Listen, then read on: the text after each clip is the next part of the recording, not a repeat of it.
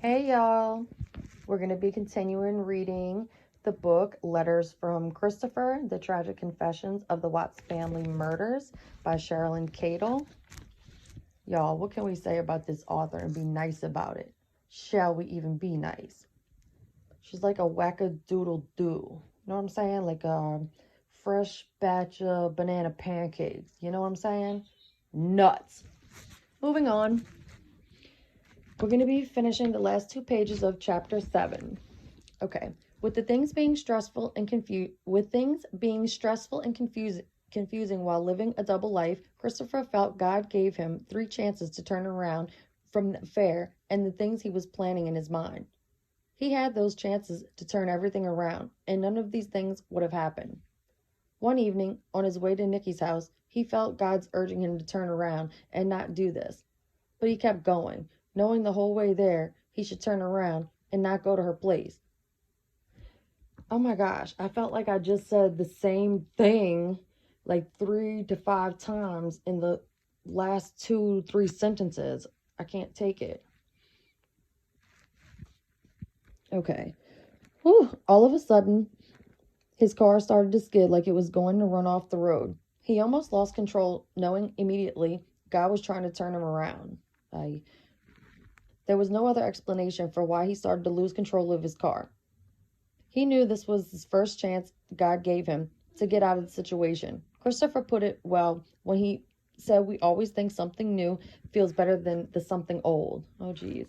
It didn't take long for Christopher to find out the old was much more appealing and comfortable than the something new. When Christopher talked to Shanann during that 5-week time period that she was in North Carolina, he became more and more distant with her. As much as possible, he would ignore her calls and texts and came up with excuses why he didn't answer her. He was building that wall between them, so it was easier to forget he had a family. She didn't understand and started to question the distance being put between them. He had always been so good and attentive to her. She even told one of her friends that before she left, he couldn't keep his hands off of her, and now he would barely talk to her.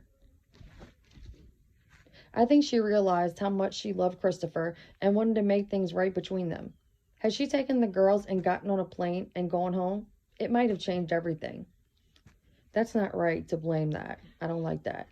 Yet his actions were so different than anything he had ever shown before. He was either trying to rid himself of guilt by going to Nikki, or he didn't have any guilt at all, which is very possible, since he did not feel remorse or guilt after he killed them.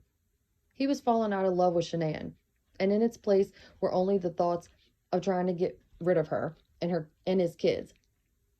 He now thought he had fallen into love with Nikki. Or was he in love with the way Nikki treated him? Nikki was not like anyone he had ever met. He loved her touch, her conversation, her beauty. I think she looks like a hag. He thought she brought out the best in him, yet she actually was bringing the darkness out of him. He had an addictive craving for her when he wasn't with her. Sicko. Shanann was not one to coddle him or give in to his actions, but she knew this was not the Christopher she had always known and loved, so she did not try to be kind and more, so she did try to be more kind and more attentive to him. Something had drastically changed between them, and if it wasn't someone else, she could not figure what it possibly could have been. With this looming over her, she must have felt such a heavy weight over her. She was about to be blindsided, even though she was being warned by her friends that she should find out if he was seeing someone. Her friends urged her to ask him if there was someone else. She keeps on saying the same thing in these sentences. I'm repeating myself, like each sentence it feels like. I don't like it. It's making me feel like I'm reading slow or not right. I don't like the way this is written, y'all. Y'all let me know. Oh, goodness, if he was seeing someone. Her friends urged her to ask him if there was someone else, and later that month, she did start asking him. She asked him daily several times. Her insecurities were coming out. She had never worried about Christopher cheating on her or making her feel anything but important to him.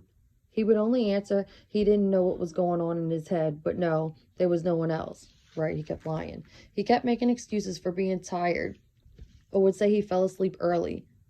It seems the last thing she considered was his having an affair, No, the last thing she considered was him murdering his 2 daughters and her. Wow. She trusted him and believed he had always been truthful with her. She even told her friend Christopher didn't have game.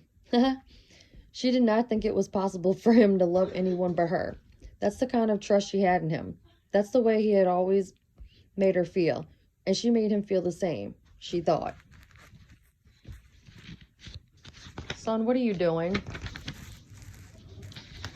Okay, that's the end of chapter 7, y'all. Next will be chapter 8.